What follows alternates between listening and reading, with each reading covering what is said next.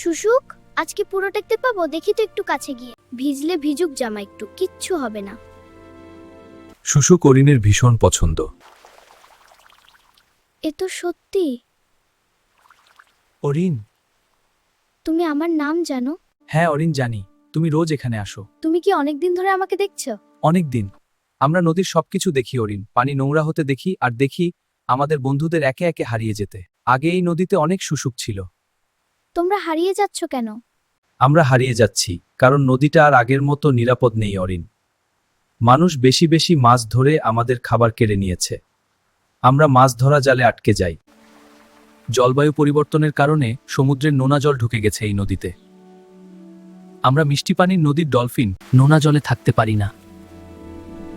মানুষ নদী দূষণ করে, আমাদের শিকার করে।